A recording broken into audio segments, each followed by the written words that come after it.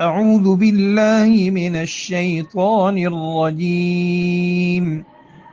بسم الله الرحمن الرحيم مثل الذين ينفقون أموالهم في سبيل الله كمثل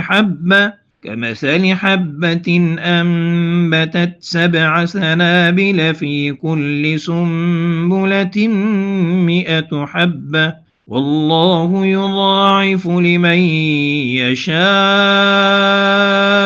واللہ واسع علیم۔ ترجمہ: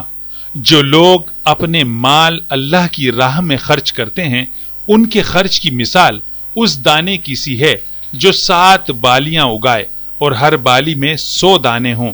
اور اللہ جس کے لیے چاہے اس سے بھی زیادہ بڑھا دے، وہ بڑی وسعت والا اور سب کچھ جاننے والا ہے۔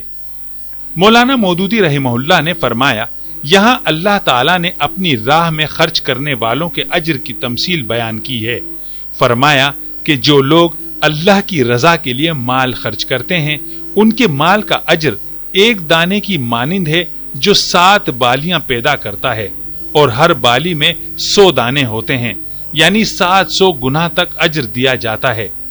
اور یہ اللہ کی رحمت پر منحصر ہے کہ وہ جس کے لیے چاہے اس سے بھی زیادہ بڑھا دے۔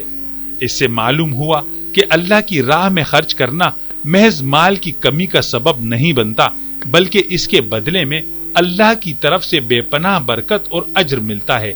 کیونکہ اللہ نہایت وسعت والا اور ہر چیز کا علم رکھنے والا ہے۔ وہ جانتا ہے کہ کس نیت سے خرچ کیا گیا اور کس کو کتنا بدلہ دینا ہے۔